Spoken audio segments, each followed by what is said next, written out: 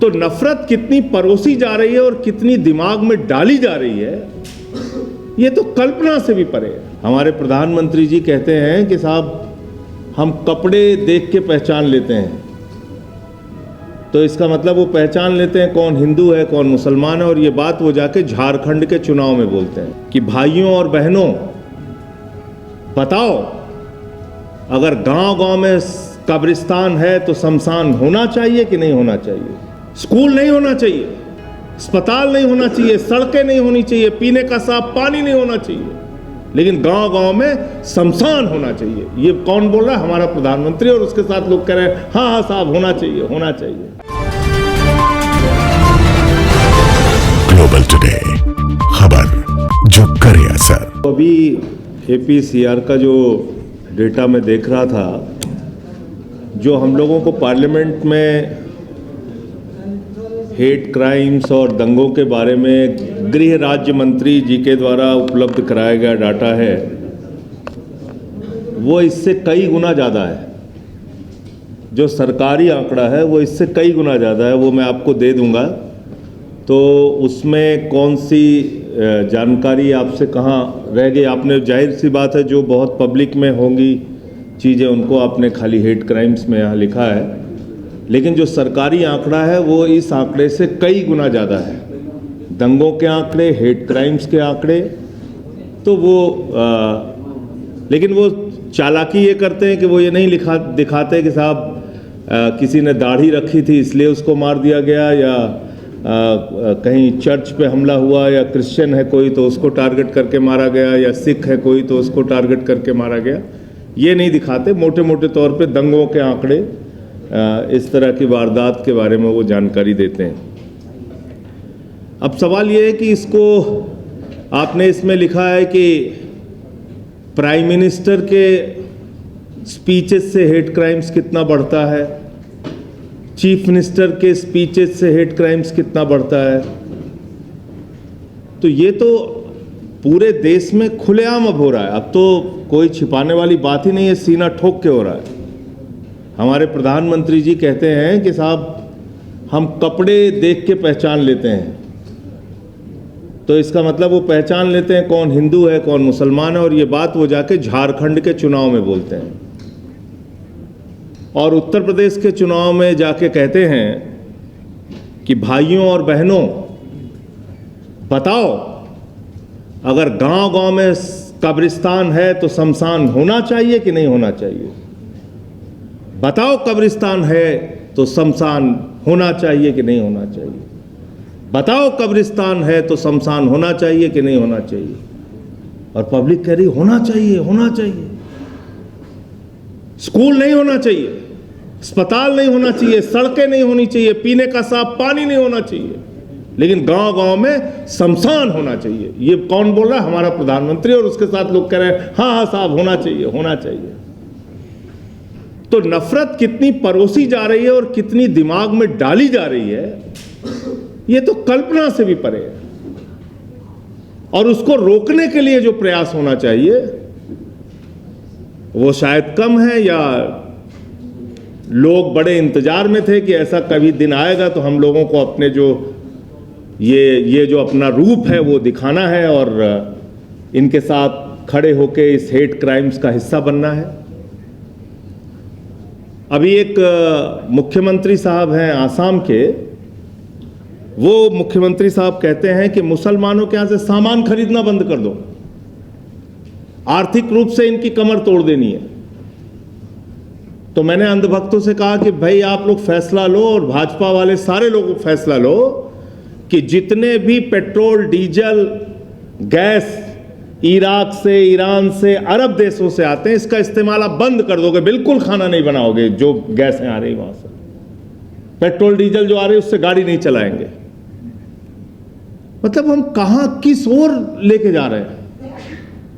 दुनिया भर की विकास की बातें होती हैं, तरक्की की बातें होती हैं, देश कहां से कहां, चीन कहां से कहां पहुंच रहा है, और हम लगे हुए नाली से गैस से चाय बनाने में। अभी बंगाल का रिजल्ट आया है, फिर से पूरे देश में वाह वाह साहब, वाह वाह साहब, क्या कमाल हो गया साहब। अब वो बंगाल का रिजल्ट क्यों आया, कैसे आया, वो सारी बातें पीछे हो गई। सुप्रीम कोर्ट कह रहा है भाई 27 लाख वोटर्स हैं ना, अगली बार दे देना, इसमें क्या है, क्या प्रॉब्लम है, अगली बार दे देना वोट।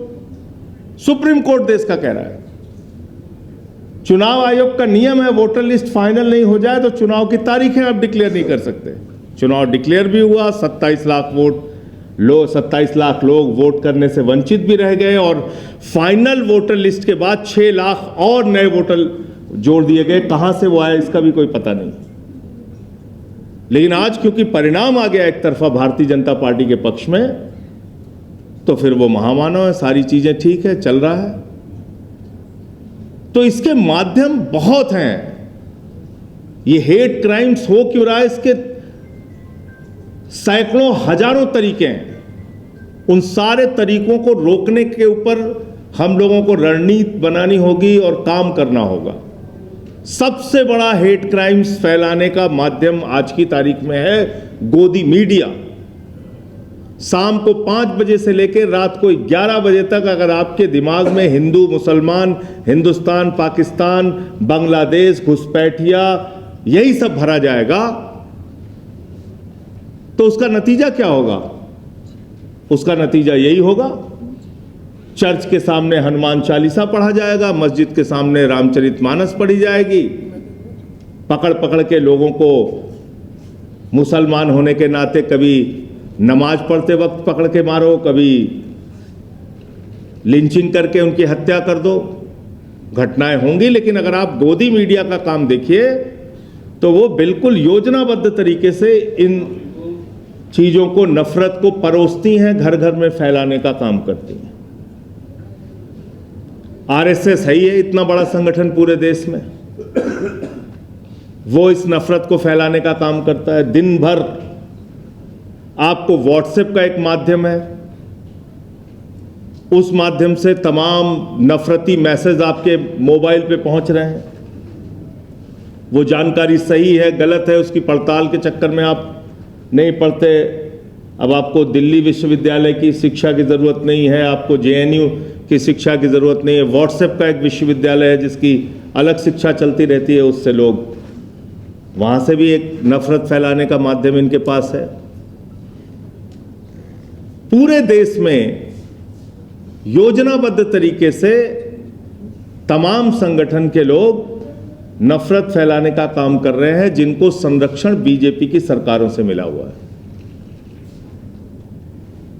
और इसमें अगर आप एक आंकड़ा और जोड़ देते तो शायद ये संख्या काफी बढ़ जाती। दलितों के खिलाफ होने वाले अत्याचार, आदिवासियों के खिलाफ होने वाले अत्याचार, जिसमें हम देखते हैं कि मध्य प्रदेश में बीजेपी का एक नेता आदिवासी युवक के सिर के ऊपर पेशाब करता हुआ दिखता है, जिसमें हम देखते हैं कि पासी समाज का एक बुजुर्ग, उसको मंदिर की सीढ़ियों पे पेशाब चटवाई जाती है, काकोरी में, लखनऊ के पास, जिसमें हम देखते हैं कि बुलंदशहर में सीआरपीएफ के एक जवान को घोड़ी पे नहीं चढ़ने दिया जाता क्योंकि वो दलित समाज से, एससी कम्युनिटी से। तो इसलिए मैं सिर्फ इतना कहना चाहता हूं कि आज नतीजे राज्य दर राज्य आएंगे, जश्न मनाए जाएंगे, महामानव की उपलब्धियां गिनाई जाएंगी, लेकिन इन सब के बीच ये हेट क्राइम्स, ये नफरत का बाजार जो पूरे देश में चल रहा है और जो नफरत परोसी जा रही है, उसको रोकने के लिए क्या करना है, उसके बारे में हम लोग ऐसे कार्यक्रमों में आके जानकारियां लेते हैं, अच्छी बात है, लेकिन उसको रोकने के लिए आगे क्या करना है उसकी रणनीति भी बनाना चाहिए। और उसमें जो मेरी भूमिका हो सकती है, जैसे मैं किसी भी तरीके से आपके काम आ सकता हूं, तो मैं हाजिर हूं। इतनी बात कहना चाहता हूं। बहुत बहुत धन्यवाद। ग्लोबल टुडे सब्सक्राइब करें और बेल आइकन दबाएं। खबर जो करे असर।